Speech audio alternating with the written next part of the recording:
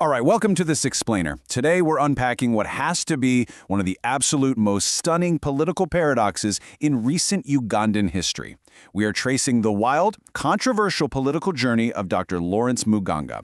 This is a guy who literally went from being arrested by military intelligence as a suspected foreign spy to being appointed to the exact same ministry that controls the nation's security. It's a story that's completely captivated the entire region, and it sits right at this incredibly dangerous intersection of power, citizenship, and national security.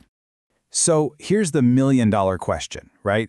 How on earth does a man once investigated by military intelligence as a possible foreign spy suddenly get tapped to join the very ministry responsible for national security?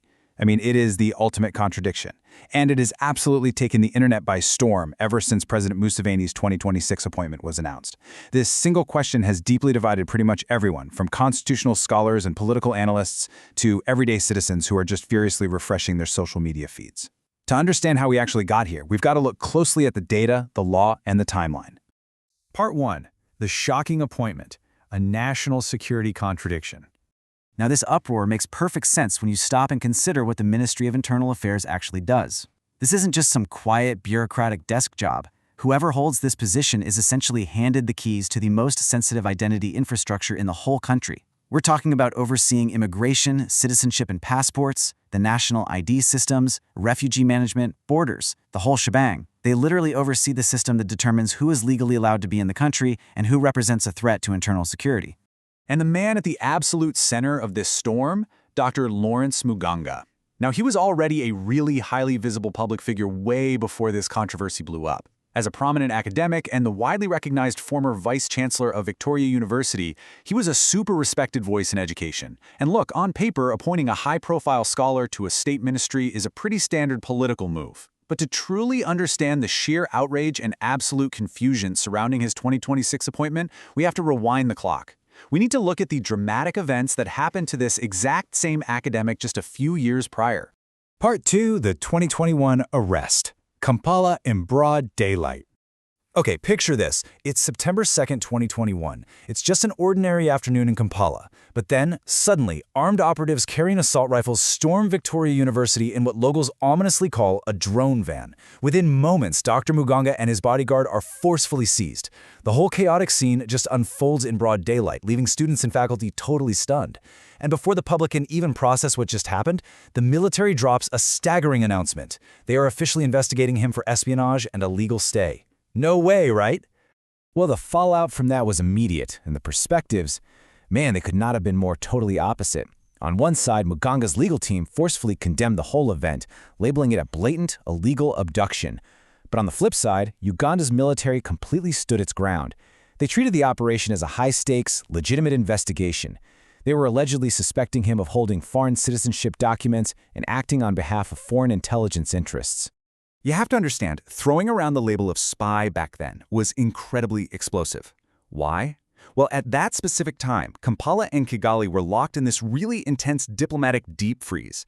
Borders were practically closed, mutual distrust was at an absolute all-time high, and arrests of alleged foreign agents were literally dominating the national headlines. The word spy wasn't just some dry legal term, it was a total trigger for national panic. Any perceived links to neighboring intelligence were, well, politically radioactive. Part 3. The nationality question, the complexities of belonging. So, because physical evidence of espionage was never actually presented to the public by the authorities, the accusations naturally morphed into this fierce ongoing debate over his legal identity. And here is exactly where the law gets super tricky. Under Article 15 of the Constitution, Uganda is totally fine with you having 2 passports. But 3? Yeah, 3's a crowd. If you possess a 3rd citizenship, you are legally disqualified from holding recognized Ugandan dual citizenship until you formally renounce one of the extras. And this precise legal nuance is exactly where the current online firestorm is getting its fuel. Critics are pointing to these unverified online allegations of connections to Rwanda, connections to Canada, and the historical use of multiple passports. Now, I want to be super clear here. It is absolutely crucial to emphasize that these are completely unverified claims, okay? No official government statement following his 2026 appointment has accused him of currently violating Uganda's citizenship laws. But honestly, the sheer volume and persistence of these rumors have basically forced a much broader conversation about how the law actually applies to public office. Part 4. What the law actually says. The legal gray area. So why hasn't this appointment just been immediately blocked? Well, it all comes down to a massive constitutional loophole. For the absolute highest offices, like the presidency or the heads of the armed forces, the Constitution explicitly bars dual citizens, unless their status is completely 100% resolved. But for ordinary ministers, crickets. The law is largely silent. It's way less clear, creating this constitutional gray area that allows appointments to just proceed without an explicit black and white legal violation. Naturally, critics are pointing right at this loophole. Just look at this quote. They're arguing that this gray area absolutely should not apply to a ministry with this level of power. I mean, they're raising a deeply uncomfortable question here. Shouldn't the person literally in charge of citizenship verification be held to the most unambiguous standard themselves? But hang on, because Muganga's supporters have a really powerful comeback to all this. They argue that reaching this office is actually the ultimate proof of his innocence.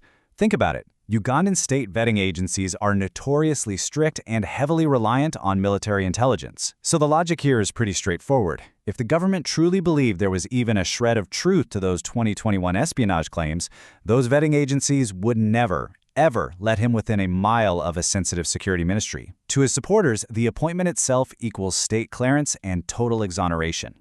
Part 5. The Ugandan Political Reality. From Suspect to State Power. To really grasp this, we have to look at what's actually a super well-documented phenomenon in Uganda. It's the cycle of political rehabilitation. It's a system where political redemption moves way faster than public memory. We've literally seen former rebels become generals and former detainees become powerful ministers. The cycle is always the same. Step 1, a suspect faces severe allegations. Step 2, time passes and political interests align. And Step 3, suddenly, yesterday's suspect returns as tomorrow's government insider, often stronger than before. But even with this massive political rise, the sheer lack of transparency is just driving intense skepticism online. Like, what actually changed in those 5 years? Was Dr. Muganga officially cleared of all allegations behind closed doors? Was the espionage case quietly abandoned because they just didn't have the evidence? Or did political interests simply evolve to the point where the past just no longer mattered? Now, amidst all this noise and all these relentless questions, Dr. Muganga himself has stayed remarkably calm. He's responded with a lot of humility, actually, stating his commitment moving forward is going to be honesty, dedication, and service to Uganda. He is leaning entirely into his new role, portraying himself purely as a public servant who has put the past firmly in the rearview mirror and is just ready to do the work for the nation. But zooming out for a second, this explainer really highlights a much deeper truth. The intense reaction we're seeing to this appointment, it just goes to show that citizenship in East Africa isn't just a legal checkbox. It's a deeply emotional issue tied to historical trauma. Accusations of foreign allegiance tap into a really deep, lingering anxiety. In a climate where neighboring nations have gone through periods of severe distrust, someone's legal identity can so easily become a flashpoint for national insecurity. Some folks view this appointment as a great sign of political maturity and reconciliation, while others, they see it as a very dangerous gamble. So, we're going to leave you with a final thought to chew on. In a political landscape where yesterday's suspect can literally become tomorrow's ultimate insider, and where identity is so often shrouded in these murky legal gray areas, in a country where loyalty is absolutely everything, who truly belongs?